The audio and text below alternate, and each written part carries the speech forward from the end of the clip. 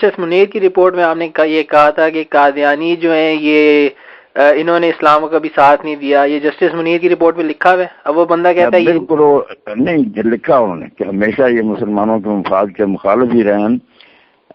عراق پر قبضہ ہوا تو انہوں نے خوشیاں منائی اور چراغاں کی۔ قادیان میں خلیفہ جو تھا اس نے کہا اگر میں خلیفہ نہ ہوتا تو والنٹیئر بن کر انگریزی فوج میں جاتا۔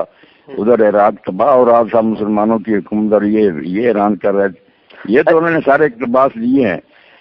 وہ حالانکہ مذہبی نہیں تھے، بہت خلاف ہی تھا مذہب، ڈر گیا جب مرتے وقت اس نے کہا میں تو اللہ کو بھی نہیں مانتا، مگر اس ٹائم رپورٹ میں اس نے لکھا کہ اور باتیں تو چلو مولویانہ ہیں، مگر یہ تو ان کا کردار رہا کہ ہر معاملہ میں بس انگریزوں اور کافروں کا ساتھ دیتے رہے، مسلمانوں کے خلاف ہی رہے۔ اچھا مل جائے کہ وہ رپورٹ جو نا تحقیقاتی رپورٹ اثر کریں پڑھیں، بالکل اس میں سب کچھ موجود۔ جی اچھا، کہ اس رپورٹ میں یہ بھی لکھا ہوا ہے کہ مولوی ایک دوسرے کو کافر کہتے رہتے ہیں اور جو ہے کوئی کسی کو مسلمان ہی سمجھتا، تو کون مسلمان ہے؟ اس طرح کی باتیں بھی لکھی ہیں انہوں نے، جسٹس منیر نے۔ یہ بھی انہوں نے سوال اٹھایا تھا نا کہ مسلم کی تعریف کرو، تو جب انہوں نے کسی نے کوئی تعریف کی، کسی نے کوئی، انہوں نے مذاق ہی اڑایا کہ ایک دوسرے کو یہ مسلمان ہی نہیں مانتے، ان کی تعریفوں سے تم نکلتا ہے کہ مودودی کی تعریف مانے تو فرانی مسلمان رہتا، دیوبندیوں کی مانے بریلوی ہے۔ یہ کافی لکھا انہوں نے، بالکل نا الفاظ جو ہے نا اس میں کمی بیشی ہو سکتی ہے، اسی کو روایت بالمانہ کہتے ہیں، مگر بات بالکل اس میں ہے، یہ نہیں کہ بات نہیں اس میں۔ اسی طرح یہ قادیانی کیا ہے، آپ نے کہا کہ میں نبیوں کا خاتم والی جو ہے نا اولیاء کا خاتم اوصیاء کا ایسی جعلی پیش کرتے ہیں۔ ہاں، اور ایک اور حدیث شریف تھی کہ اگر میرا بیٹا ابراہیم زندہ ہوتا تو وہ نبی ہوتا، یہ حدیث شریف صحیح ہے؟ نہیں، یہ بھی نہیں صحیح۔ یہ کیا فیبریکیٹڈ ہے یا ضعیف ہے یا کس؟ ضعیف ہے، موضوع بھی لوگوں نے لکھا، جو اس مضمون کی صحیح روایت ہے وہ نہیں پیش کرتے۔ بخاری میں ابن ماجہ من بیسی کے ساتھ ہے، یہ روایت بخاری میں تو نہیں، یہ ابن ماجہ کی، مگر اس کے ساتھ ہی جو روایت ہے وہ بخاری میں، کہ صحابی سے پوچھا کہ تم نے رسولہ کے بچے ابراہیم کو دیکھا؟ تو انہوں نے کہا ہاں میں نے دیکھا، اور ساتھ ہی کہا کہ اگر رسول اللہ کے بعد کوئی نبی ہونا ہوتا تقدیر الہی میں تو ابراہیم جو تھا وہ نبی زندہ رہتا، نبی ہوتا، لیکن تمہارے نبی کے بعد کوئی نبی نہیں۔ یہ ہے کلیئر روایت جو اسی کے ساتھ ہے، جو موضوع ضعیف ہے اس کو پیش کرتے۔ اب میں کیا، اور یہ بھی بات آپ یاد رکھیں، میں تو کہتا ہوں اگر اس کو صحیح بھی مانے تو اس دوسری حدیث کے مطابق جس میں کھول کر آئے اسی طرح انڈرسٹوڈ وہاں سامنے لیں کہ اگر حضور کے بعد کوئی نبی ہونا ہوتا اور آپ کا بچہ زندہ رہتا تو وہ نبی ہوتا۔ جب دوسری روایت میں یہ مضمون اسی طرح صاف آیا ہے صحیح پکی میں ہے، تو اس کو بھی اسی طرح سمجھ لیں کہ اگر میرا بیٹا زندہ رہتا اور میرے بعد کوئی نبی ہونا ہوتا تو وہ نبی ہوتا۔ لیکن آپ میں نے دوسری روایت پڑھی اس میں صاف ہے یہ بات جی کہ آپ کے بعد کوئی نبی نہیں۔ جتنی صحیح حدیثیں بے شمار کہ میں آخری نبی، میرے بعد کوئی نبی نہیں، نبوت بند ہو گئی ہے، رسالت میرے بعد نہ کوئی رسول ہے نہ نبی ہے، میں آ گیا اور میں نے نبیوں کو ختم کر دیا، وہ ایک ہے کوئی 150-200 کے قریب ہے، ان کا ذکر نہیں کرتے، اس ضعیف روایت کو کرتے ہیں وہ بھی ساتھ والی چھوڑ دیتے ہیں۔ تو قادیانیوں سے لینا جو کوئی کہتے ہیں، جو بات کہوں گا ثابت کر کے دکھاؤں، میں نہیں چھوڑتا بات، آج ہی بتاؤں آج ہی۔ چلیں بالکل صحیح ہے۔ کل بھی ایک شخص عمر لندن سے مجھے کہہ رہا تھا کہ مولانا آپ کی بات سے میں سمجھ گیا کہ مرزا غلام احمد اور یہ قادیانی یہ جو ہے نا یہ صرف نبیوں پر سے اعتبار اٹھانے کی ایک تحریک ہے۔ آپ بھی اس نقطے پر توجہ مرکوز کریں کہ اگر ان کی باتیں، میں نے رباب میں کہا کہ تمہاری ساری تحریک کا نچوڑ یہ کہ مرزا غلام نبی بن گیا، مگر جو نبیوں والی باتیں تھی کہ پیش گوئی سچی ہو، حوالے درست، اس میں نکلا جھوٹا، تو اس نے یہ کام کیا، بڑا اچھا کارنامہ کہ کافروں کو موقع دے دیا کہ اگر میں جھوٹا نکلا ہوں تو فرعون نبی کب سچا نکلا تھا، یونس بھی تو جھوٹا نکلا تھا نا، اس نے کہا تھا 3 دن بعد عذاب آئے گا، نہیں آیا۔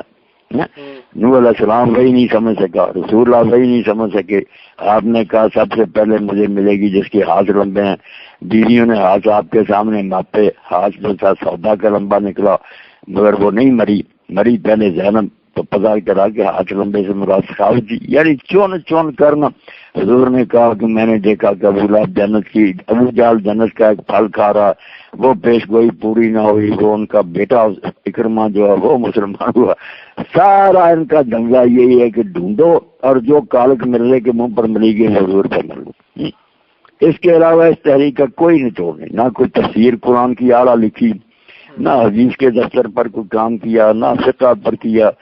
کیا تجدید دین مانے سوائے انگریز کی غلامی کے کہ کوئی کتاب ایسی نہیں جس میں یہ نازا کیا ہو کہ یہ اللہ کی رحمت ہے، اس کے خلاف سوچنا بھی جرم ہے، یہ محسن حکومت ہے، اور انگریزوں کو لکھ لکھ کر بھیجتا رہا کہ جو میں خدمت تمہاری کر رہا ہوں یہ کوئی نہیں کر رہا۔ یا تو انگریزی حکومت کی حمایت ایک فریضہ، دوسرا قرآن حدیث کی کوئی خدمت نہیں، جھوٹی پیش گوئیاں پوری نہیں ہوئی، پھر تعویلیں اور ساتھ ہی پچھلے پیغمبروں کے حوالے کے ان کی بھی نہیں سچی نہیں کی۔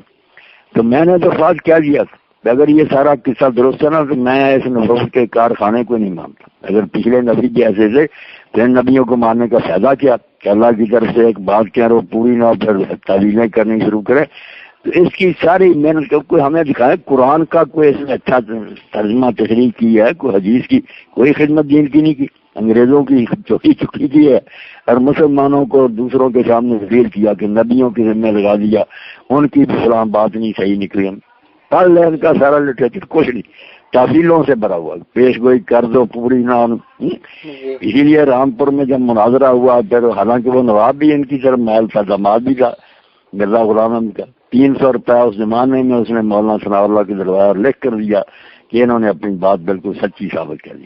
فاتح قادیان وہ کتاب پڑھی، جب بہانے بنانے لگے نا کہ نہیں حضرت صاحب نے مبالغہ کیا تھا، حالانکہ وہ تو ابو جہل کی طرح یک طرفہ دعا تھی کہ اللہ یہ مجھے دجال کذاب کہتا ثناء اللہ، اگر یہ جھوٹا ہے تو میری زندگی میں اس کو موت دے تعاون اور حیضے میں سے کسی ایک مرد سے تاکہ میں اور میری جماعت خوش ہوں، اگر یہ سچا ہے تو مجھے دے تاکہ یہ اور اس کی جماعت خوش ہوں کہ دجال مر گیا ہو۔ مولانا مولوی ثناء اللہ کے ساتھ آخری فیصلہ ایسا صاف واضح ہے مطالبہ، جیسے ابو جہل مکہ سے چلنے کے وقت کعبہ کے پاس گیا، کنڈا پکڑ کر کہا کل بدر میں اللہ فیصلہ سنا دے کہ ہم سچے ہیں، یہی سچا۔ تو اللہ تعالیٰ نے سورہ انفال میں کہا کہ تم نے فیصلہ مانگا تھا، فیصلہ آ نہیں گیا تھا، اتنے لشکر کے باوجود تم ذلیل ہوئے تو آدھے سردار مارے گئے۔ تو یہ تعویلیں کرنے لگے پھر کہ ثناء اللہ نے مقابلے میں بد دعا نہیں کی، وہ مبالغہ تو تھا ہی نہیں، وہ تو یک طرفہ دعا تھی، کوئی مبالغہ نہیں تھا کہ ثناء اللہ مقابلے میں بد دعا کرے۔ اچھا، جب دوسرے لوگوں کی الٹا پیش گوئیاں سچی نکلی تو پھر اس کو فکر پڑی، اس نے ضرورت الامام لکھی کہ جو سچے نبی ہوتے ہیں نا امام، ان کی بھی بات پیش گوئیوں میں شیطان دخل دے دیتا ہے، توبہ توبہ۔ اس لیے ایک امام نبی اور ایک امام مجدد ہونا چاہیے جس کی وہی الہام بالکل پاک ہو شیطانی اثر سے۔ یہ اس لیے لکھی کہ عباس علی شاہ اس کے پہلے 313 جو اصحاب تھے نا چوکی کے، جن کی فہرست اس نے شائع کی تھی کہ میرے سچے ہونے کی ایک ایسے بڑی میرے ساتھ، اس کو الہام ہو گیا کہ یہ دجال ہے۔ جب اس نے شائع کیا تو پھر اس نے ضرورت الامام لکھی اور ساتھ کہہ دیا تو نبیوں کی وحیوں میں شیطان ملاف کر دیتا ہے۔ اس کا تو فات پڑے تو سوائے پیغمبروں پر سے اعتماد ہٹانے کے کوئی نتیجہ نہیں۔ توبہ توبہ، آدمی کہتا چھوڑو یار نبیوں کو، یہ بھی رمال نجومی ہوئے کہ کوئی بات ٹھیک نکلائی ہے۔